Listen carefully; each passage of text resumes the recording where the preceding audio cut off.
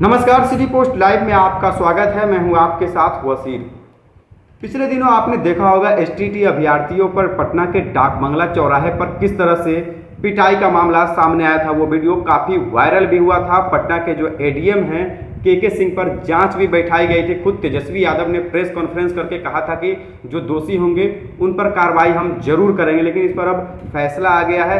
हालांकि फैसला पूरी तरीके से नहीं आया, लेकिन कुछ सफाई जरूर आई है। पटना के जो डीएम हैं चंद्रशेखर सिंह, उन्होंने कहा है कि एडीएम साहब की तरफ से जो सफाई आया है, उन्होंने कहा है कि हम तिरंगे का अपमान नहीं किए हैं, तिरंगा हमारे लिए सर्वोपरि है। लेकिन जांच में ये पाया गया है कि जरूरत से ज़्यादा बल प्रयोग किया गया, कोई ज़रूरत नहीं थी ऐसी बल प्रयोग की, लाठी भांजने की। वही के सिंह का कहना है कि वो लोग जो है बैरिकेड फान करके बाहर आ गए थे, विधि व्यवस्था को बिगाड़ना चाहते थे, इसीलिए हमने बल प्रयोग किया। सुनिए क्या कुछ कह रहे हैं पटना के डीएम द्वारा जो लाठीचार्ज किया गया था छात्रों, क्या रिपोर्ट बातें सामने आई है?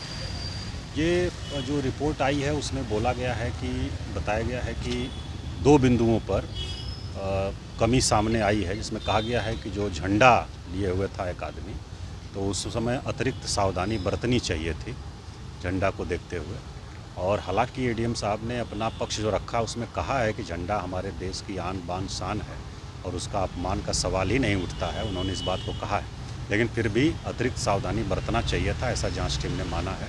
और दूसरा जो छात्र के पिटाई का मामला था, उसमें इनका पक्ष था कि वो पुलिस बैरिकेड को तोड़ करके उसके ऊपर से कूद करके दूसरे तरफ आ गए थे और लोगों को उकसा रहे थे कूदने के लिए, विधि व्यवस्था भंग कर रहे थे, इसलिए उनको जो है डिटेन किया गया और उनके विरुद्ध कार्रवाई की गई।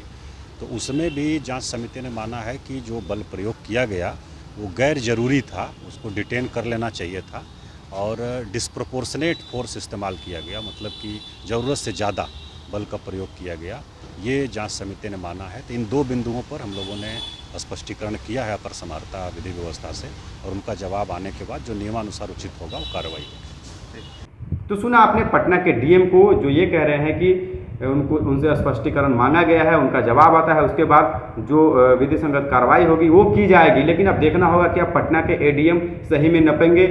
तेजस्वी यादव जो है लगातार इस बात को देख रहे हैं और जांच बैठाने की भी मांग की थी। जिस दिन ये मामला हुआ था उस दिन खुद तेजस्वी यादव प्रेस कॉन्फ्रेंस किए थे। इस मामले में कई पत्रकारों को भी चोट लगी थी, कई पत्रकारों से दुर्व्यवहार किया गया था। पटना के जो एडीएम है के सिंह काफ़ी वायरल हुए थे, कुछ भी कहने से बच रहे थे मीडिया के सामने। लेकिन अब फैसले का वक्त आ गया है।